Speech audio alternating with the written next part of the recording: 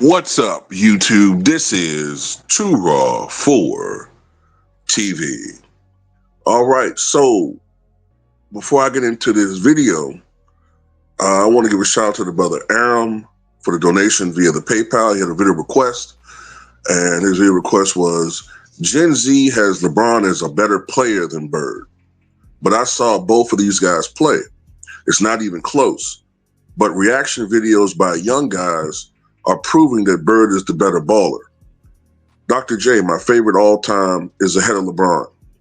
Bird and Jordan remain as the most popular players since their retirement. Can you give us your opinion as to who was the more complete player? Doc was also more complete than Bron. So I'm assuming you want me to talk about the difference between Bird and LeBron, right? Look, I don't want to give people the impression that I think LeBron James is like some bum. I mean, he is a great player, right? Me saying that, it's like his fans ain't gonna hear that. They want complete and total adoration of this guy. Sort of like how another fan base wants complete and total adoration of their political hero. And if you criticize them in any shape or any way, then it's blasphemy. That's how they operate. But that's how cults work. Anyway, when it comes to LeBron and Bird, I think what a lot of people fall victim to are a couple of things. Number one, recency bias. People tend to think that something that is now, people tend to have fresher memories of and sharper memories of what they're seeing at this point in time. So that creates a bias for something that's being promoted or seen today as opposed to something that's part of your somewhat fading memory, right? Sometimes you have to be reminded about how great something or someone was in the past. And I think LeBron also benefits from highlights. LeBron was the more and is the more dynamic player as far as athleticism. So dunks, he just looks big. He looks like a basketball player. Larry Bird sometimes looked more like a truck driver. If you didn't see how tall he was, you would think that Bird was like a bowler or a golfer or something. He just didn't look like your normal basketball player out there. But he is amongst, in my opinion, at least the 10 greatest players the game has ever seen. And as far as who was more skilled or more complete as a player, I would give the nod to Larry Bird. Number one, I think Bird was a more versatile scorer. LeBron James has gotten better with three-point shooting, but statistically for his era, even though the shot is taken in abundance, he still doesn't shoot that shot at a very high clip for his career. He only shoots about 34-35% from three, which, given that the average three-point shooting percentage is around 36.5%, and that the elite shooters shoot probably 38% and higher, and the great ones, 40%, in this era, that's not all that great. That would have been a good three-point percentage maybe 20, 25, 30 years ago, but not today. Contrast that to Larry Bird, who didn't take as many threes, didn't practice threes, but still managed to shoot 37.6% from downtown for his career during the regular season, in an era where the average three-point percentage was in the upper 20s. That goes to show you how much better a shooter he was than the average shooter.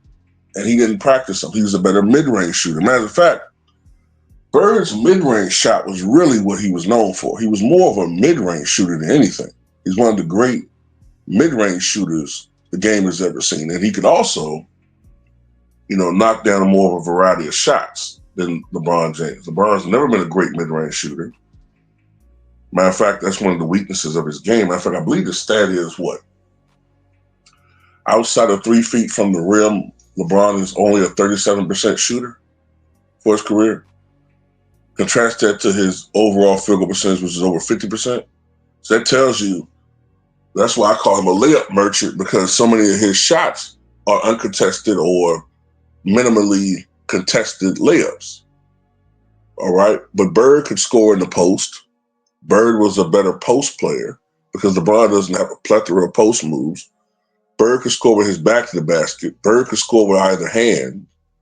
Bird had the bank shot. LeBron doesn't have all that in his repertoire.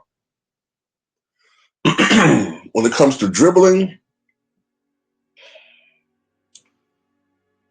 well, I would give an edge to LeBron, but LeBron is not this great ball handler either. He averaged more turnovers.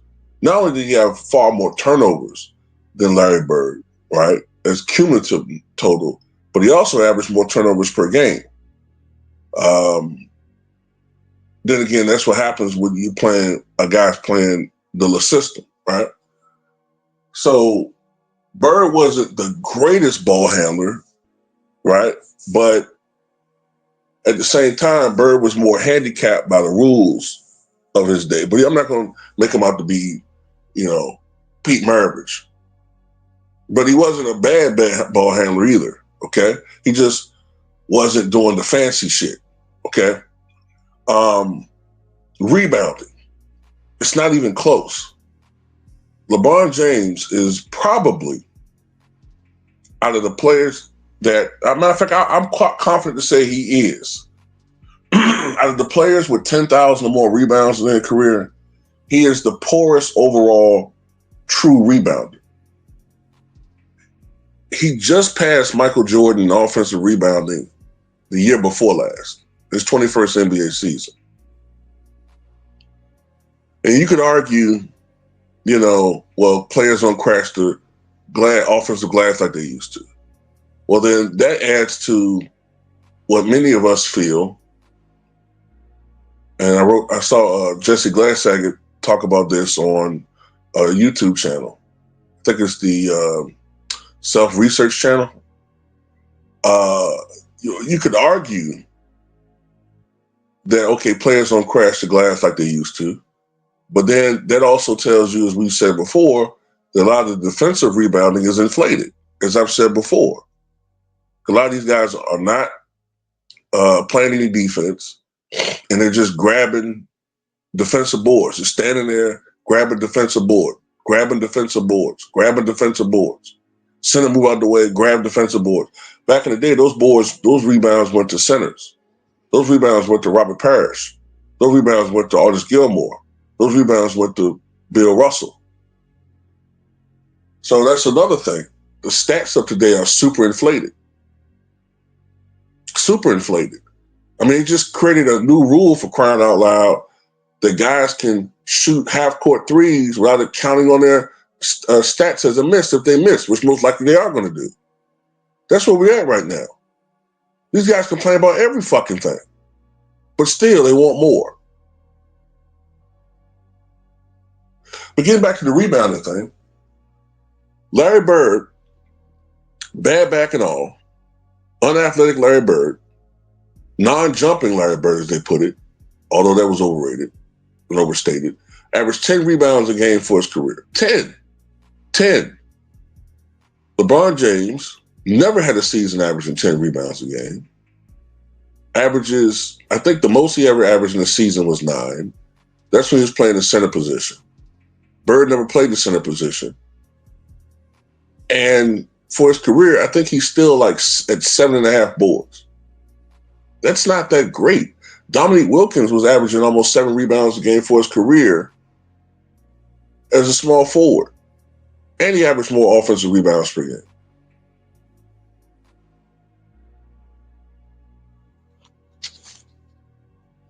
Passing,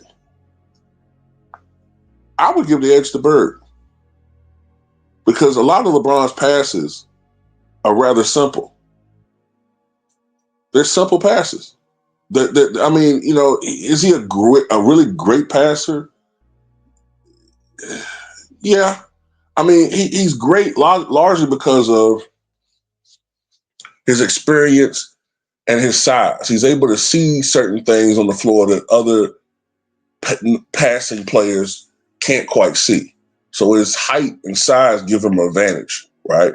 But Larry Bird had that same advantage too.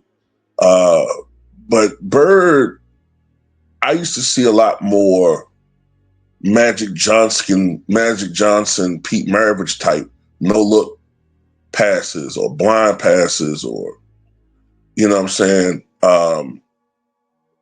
pinpoint bounce passes and things in transition that wow you. LeBron's passes are kind of basic for the most part. Like I don't see him doing like what Jokic did the other day. What was it when he kind of like I think he did like a behind the back pass, like a shove pass, right on point. Like I don't see LeBron. I mean, I guess he's done it at times, but it's just he's not as impressive to me as a passer as Larry Bird. His assist numbers dwarf Bird's, but then again, he's played in like probably 700 or more fucking games.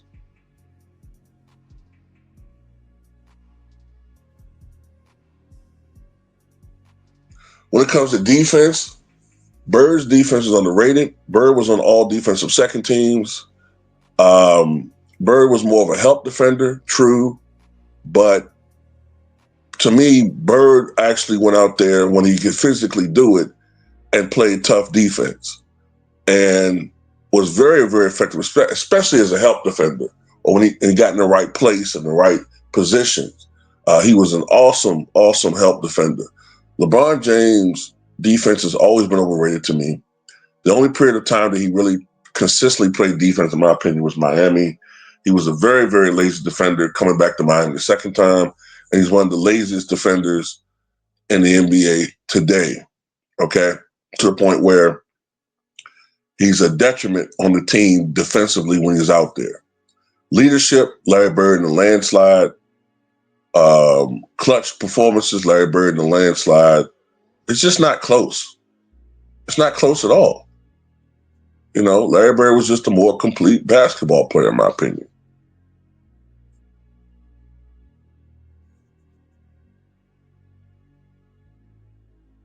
But, that's just my opinion. Tell me what you guys think.